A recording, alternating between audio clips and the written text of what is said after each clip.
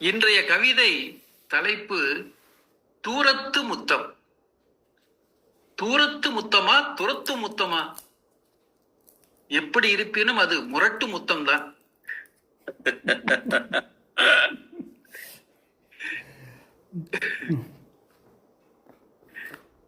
தூரத்து முத்தமாயினும் பக்கத்து முத்தமாயினும் முத்தம் முத்தம்தான். நித்தம் பித்தம்தான். சத்தம் இருந்தால் யுத்தம்தான். சத்தம் இல்லையாயின் உத்தமம்தான். அண்மையில் ஒரு தீர்ப்பு. மனைவி ஜீவனாம்சம் கேட்கிறார். மனைவி வேறொருவரை காதலிக்கிறார் என்கிறார் கணவர். மனைவி வேறொருவரை காதலிப்பது உண்மை என்று நீதிமன்றமும் நினைக்கின்றது. அப்படியே காதலித்தாலும் அது குற்றமில்லை, ஜீவனாம்சம் பெறுவதில் அது தடையை ஏற்படுத்தாது என்று கணவர் ஜீவனாம்சம் வழங்க வேண்டும் என்று நீதிமன்றம் உத்தரவிட்டிருக்கிறது. திருமணமான பெண் வேறு ஒருவரை காதலிக்கலாம் என்கின்ற அளவிற்கு கருத்தியல் மாறுபடுகிறது என்றால் தூரத்து முத்தத்திற்கு இனி தடையேதும் இருக்காது.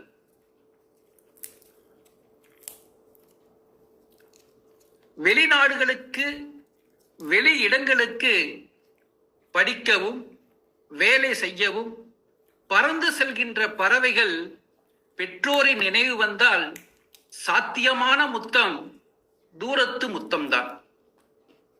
பறந்து வரும் முத்தங்கள் பார்வைக்கு தெரியாது.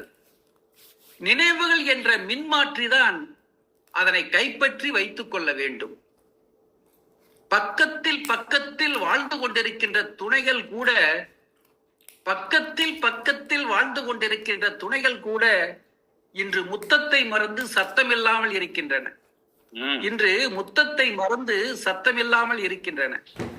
அலைபேசியும் தொலைபேசியும் தான் இன்று ஆதரவாக இருக்கின்றன. இந்த நிலையில் தூரத்து முத்தங்களை தவிர வேறு முத்தங்களுக்கு வாய்ப்பில்லை. அருமை அருமை அருமை அருமை ஐயா, மிக சிறப்பு. ஆதலால் தூரத்து முத்தங்களே வாருங்கள், சத்தம் இல்லாமல் வாருங்கள், சங்கடம் தராமல் வாருங்கள். அன்பின் அடையாளம் முத்தம். என்ன உறவாய் இருந்தால் என்ன? அன்பின் அடையாளம் முத்தம். என்ன உறவாய் இருந்தால் என்ன? அன்புள்ள நெஞ்சங்கள் எங்கிருந்தாலும் அன்போடு வழங்குங்கள் ஆயிரம் ஆயிரம் முத்தங்கள். இது கள்ள கலாச்சாரம் அல்ல, தீய கலாச்சாரமும் அல்ல. நல்ல கலாச்சாரம், கள்ளமில்லா வெள்ளை கலாச்சாரம், அன்பின் கலாச்சாரம். வாழ்க வளமுடன், வாழ்க வையகம் என்று எப்போதும் எல்லோரையும் வாழ்த்தும் கலாச்சாரம். தூரத்து முத்தங்கள் பெருகட்டும், பூமி எங்கும் நிறையட்டும், அந்த முத்தங்களில் யுத்தமில்லாத உலகம் வளரட்டும், அன்பான அமைதியான சமுதாயம் வளரட்டும். வாய்ப்புக்கு நன்றி, வணக்கம். மிக சிறப்புங்க, மிக சிறப்பு, மிக சிறப்பு.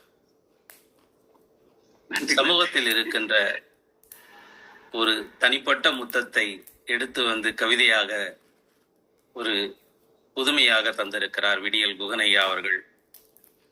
அன்புக்கு ஏது அடைக்கும் தாழ் என்று சொல்வார்கள். அதுபோல இந்த முத்தத்தை வைத்து சமூகத்தில் இருக்கின்ற ஒரு பிரச்சனையை மிக எளிதாக கையாண்டிருக்கிறார் விடியல் குகனையா அவர்கள். அவர்களுக்கு வாழ்த்துக்களும் பாராட்டுக்களும். நன்றி நன்றி. நீதிபதி ஐயா அவர்களுடைய அனுபவமே என்ற அவர் வழக்கில் கிடைத்த அனுபவமே இன்று கவிதையாக நமக்கு மலர்ந்திருக்கிறது. அவருக்கு வாழ்த்துக்களையும் பாராட்டுக்களையும் சொல்லி மகிழ்ந்து